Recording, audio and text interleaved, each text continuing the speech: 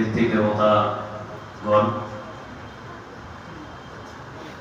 শ্রদ্ধেয় পাঞ্জাধারী দাদা, ভক্তিমতী মা ও দাদাদের রামন্ত্র জয়গুরু জানাই।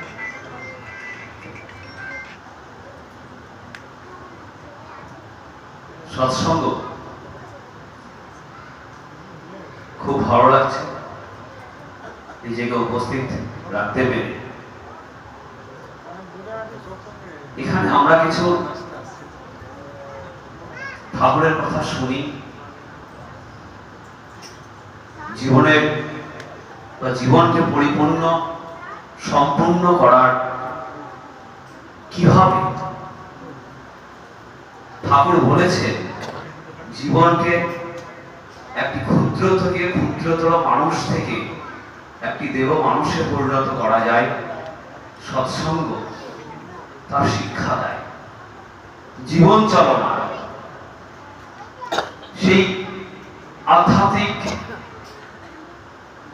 বা তদানীন্তনকালীন ধর্মচারণ থেকে সৎসঙ্গে চলনাটা একটু আলাদা। অনেকে ভাবে যে কি বাবা, সৎসঙ্গ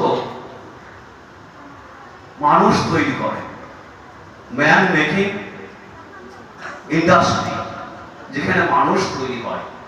কত কত মানুষ, কত কত দস্যু প্রবৃত্তি পরায়ণ মানুষ সৎসঙ্গের আশ্রয়ে এসে কত দেব মানুষে পরিণত হয়ে গেছে, তার ইয়ত্তা নেই। আমরা যদি একটু ভেবে দেখি, আমরা দূর থেকে বুঝতে পারি না। আমরা সেই যুগে যুগে যদি আমরা দেখি, সত্যে শ্রীহরি, ত্রেতায় রাম, তারপরে শ্রীকৃষ্ণ, বর্তমানে ঠাকুর শ্রী শ্রী ঠাকুর অনুকূল চন্দ্র, আমরা দেখি সত্যের শ্রীহরি তিনি তো ছিলেন। তারপরে রামচন্দ্র আসলে আমরা যারা আর্য কৃষ্টির ধারক বাহক, যারা আমরা সনাতনী ধর্মাবলম্বী বা যারা চেতনা সম্পন্ন মানুষ, আমরা সেই ত্রেতায় রামচন্দ্র এসেছেন মর্যাদা পুরুষোত্তম, আর তারপরে ভগবান শ্রীকৃষ্ণ আসলেন। কেন? যুগের পরিপ্রেক্ষিতে। সেই যুগে কি দরকার, মানুষের কতটুকু দরকার, ভগবান রামচন্দ্র সেই যুগে সেই যুগের মানুষের পরিপ্রেক্ষিতে তিনি সেই যুগের মানুষ কিভাবে আরো উন্নত থেকে উন্নততর ভাবে চলতে পারবে, সেই পশু প্রবৃত্তি থেকে একটা সুশাসনের ব্যবস্থা তিনি দিয়ে গিয়েছিলেন, একটা মানুষকে দিশা দেখিয়ে দিয়েছিলেন। ভগবান শ্রীকৃষ্ণ সেই যুগের পরিপ্রেক্ষিতে তিনি সব দিয়ে গেলেন। এখন দেখবে, নিজেদের একটু প্রশ্ন করবে, বর্তমান ব্যস্ততার যুগে আমাদের সময় নেই, এত ব্যস্ত আমরা। দেখুন, আগে যদি সেই ভগবান শ্রীকৃষ্ণের আমলের কথা ভাবি আমি, আজকে এই পার্বতী ডাঙ্গায় হয়তো জঙ্গলাকীর্ণ বনভূমিতে পরিণত ছিল, কোনো মানুষের অস্তিত্ব হয়তো এই এলাকায় ছিল না। এখন যুগের পরিবর্তন হয়েছে, মানুষ কর্মব্যস্ত হয়ে গেছে। বেশিরভাগই দেখবেন এখন যে নাম কীর্তন গুলো হয়, ওই কীর্তনা দলই শুধু কীর্তন করে, ওই কয়েক ঘন্টার জন্য, 2-1 ঘন্টার জন্য মানুষগুলোকে পাবে না। তারা যে এই যে ব্যস্ততম যুগ, ছোটবেলায় দেখেছি যে ওই দিদা দাদুদের দেখেছি ওই আত্মীয় স্বজনের বাড়ি গিয়ে দিনের পর দিন থেকেছে। এখন আপনারা একটু প্রশ্ন করুন তো নিজের দিকে, আপনারা একটা দিন একটা রাত্রি কোথাও গিয়ে যদি কাটাতে চান, দেখবেন মনের মধ্যে একটা ছটফট বা কখন বাড়ি যাবো, কখন বাড়ি যাবো। তাহলে এই ব্যস্ততম যুগে শ্রী ঠাকুর ছোট ছোট বাড়ির মাধ্যমে বর্তমান যুগ সন্ধিক্ষণে মানুষের জীবনের কিভাবে এই প্রবৃত্তিমুখ জীবন থেকে একটা সুন্দরতর জীবন এবং সাংসারিক জীবনের মধ্যে থেকে কিভাবে ধর্মচারণ করে মানুষ সুপথে এগিয়ে চলতে পারে, তিনি সেটাই দিলেন। যুগের পরিপ্রেক্ষিতে যুগ পুরুষোত্তম বিভিন্ন দিক থেকে, সে স্টুডেন্ট থেকে শুরু করে একজন বাড়ির মা থেকে, একজন বাচ্চা থেকে, একজন কৃষক থেকে, একজন শিল্পী থেকে কিভাবে চললে তার জীবনের উন্নতি হবে, তিনি সেগুলো বলে গেলেন। অপকণ্ঠে তিনি এক রাত্রিতে লিখে গেলেন সত্যানুসরণ নামক একটি গ্রন্থ। পড়ে দেখবেন সেখানে একজন এক ইষ্টবসঙ্গ হচ্ছিল, কাকু ছিলেন একজন নন সৎসঙ্গে, ভারত সেবা আশ্রমের দিকে। তিনি অবকারে স্বীকার করছে, দাদা এটা অস্বীকার করা যাবে না, ঠাকুর যে ছোট্ট একটা বই লিখেছেন সেই বইয়ের মধ্যে সম্পূর্ণ কিছু তিনি দিয়ে দিয়েছেন, শ্রীহস্তে যা লিখেছেন। আর এই এত সমস্যার সমাধান তিনি বলে গেলেন। আর এই যুগের পরিপ্রেক্ষিতে সেই আদিকাল থেকে বর্তমান যুগে যে ভাব সমাধি, অনেকে ঠাকুরকে পরীক্ষা করে দেখেছেন, ঠাকুর হয়তো ভান করছেন, কেউ জ্বলন্ত কয়লা শেষে ধরে দেখেছেন, ঠাকুরকে পরীক্ষা করেছেন, কেউ সুচ ফুটে দিয়ে দেখেছেন, ঠাকুরকে পরীক্ষা করেছেন, ঠাকুর মেডিকেল কলেজের ডাক্তাররা ঠাকুরকে পরীক্ষা করে দেখছে ঠাকুরের ভেতরে প্রাণ নেই, অথচ ঠাকুর অনার্গল বিভিন্ন ভাষায় তিনি তার ভাব বাড়িতে বাণী দিয়ে চলেছেন। কে বাংলার ঘরে এসছেন সেই ভগবান, মাতা মনমোহিনীর কোলে ভগবান তিনি বাঙালির ঘরে নেবে, আমরা বাঙালিরা বুঝতে পারিনি। আজকে দেখবেন বাইরে এই কয়েকদিন হায়দ্রাবাদ গেলাম, সেই মন্দিরে থাকলাম, কত মানুষ সেই কোটা এলাকায় হায়দ্রাবাদের 80% মানুষ মুসলিম, তবুও সেখানে ঠাকুরের যা কার্যকলাপ, এই যে বর্তমান ইষ্ট নিবেশ মানুষের জীবনে যদি জীবন্ত আদর্শ না থাকে তাহলে সেই মানুষের চরণটা কে শুধরে দিবে? এই জীবন্ত আদর্শ আমরা আমার জীবনের আয়নার কাছে গিয়ে যখন দাঁড়াই, আমার জীবনের অহমিকা, আমি যে অহংকার বোধ হয়ে যাই, তার সামনে গেলে সেই নিজের প্রতিচ্ছবিটা ভেসে ওঠে। তাই জীবন চলনার জন্য জীবন্ত আচার্য, জীবন্ত আদর্শ, জীবন্ত গুরুর প্রয়োজন হয়। আর এখানে ঠাকুরের একটা সাবধান বাড়ি দিয়েছেন,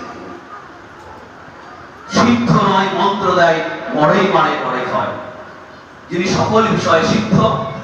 অনেকে ভাবতে পারে যে ঠাকুর তো চলে গেছেন, ঋত্বিক দাদারা দীক্ষা দেন, ঋত্বিক দাদারা সংযোগকারী মাত্র, দীক্ষা দেন ঠাকুর, তাদেরকে অধিকার দেওয়া হয়েছে, ঠাকুর অধিকার দিয়েছেন তাদেরকে এই পাঞ্জা নামক একটি পবিত্র ইয়ের মাধ্যমে, গ্রন্থের মাধ্যমে অধিকার দিয়েছেন ঠাকুরের সঙ্গে সংযোগ করে দেওয়ার। আর তিনারা বলেন ওই দীক্ষা দেওয়ার সময় যজন যাজন ইষ্টভীতির কথা কেন বলেন? এর মধ্যেই জীবনের সম্পূর্ণ সার্কুলেশন, সম্পূর্ণ জীবনকে সুগঠিত করার সার্কুলেশন গুলো সেখানে নিহিত থাকে। একটা মানুষ যদি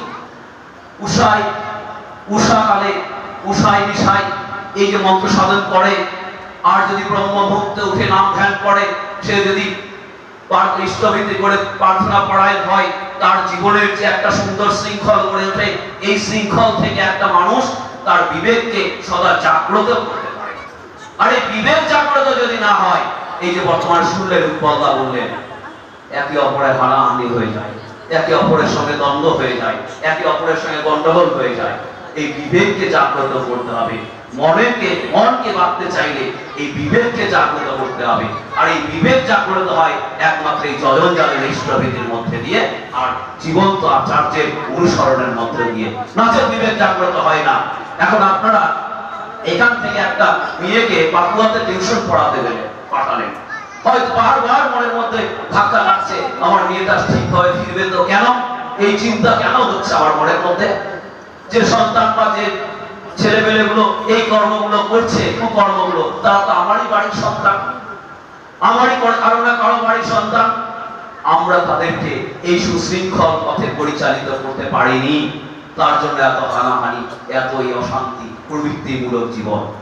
তাই ঠাকুর যা বলেছে, যজন যাজন ইষ্টভীতি পরিপালন যদি কাটায় করা যায়, সবসময় পরিবারের মধ্যেও বিশৃঙ্খলতা দেখা যায়।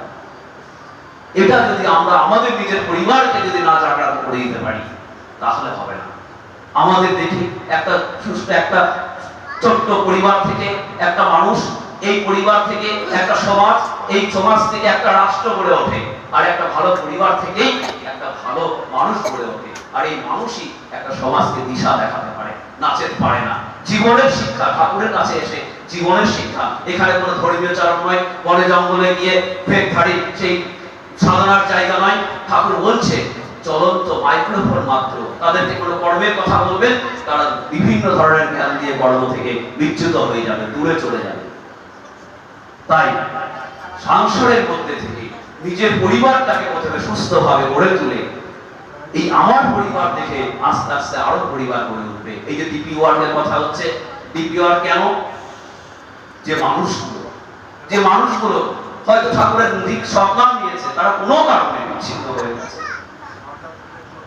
আচার্যদের কষ্ট পান, সেই মানুষগুলোর কাছে আমাদের যেতে হবে, সেই মানুষগুলোকে বলতে হবে, কারণ একটা মানুষকেও ছাড়তে নেই।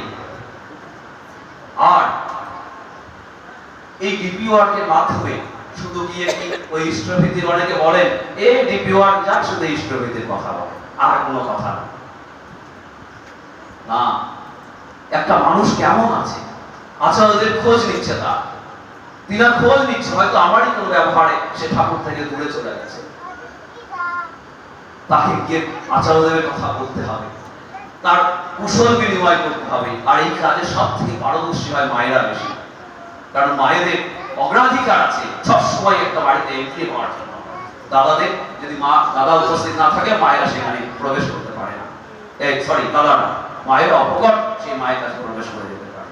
তাই আমরা সবাই মিলে আজকে শুনলেন মালদাতে মিটিং, পূজনীয় অবিন্দা ডিপি টিম পাঠিয়েছে মালদাতে, বিভিন্ন জায়গায়, সব জায়গায় ঘুরবেন তিনারা।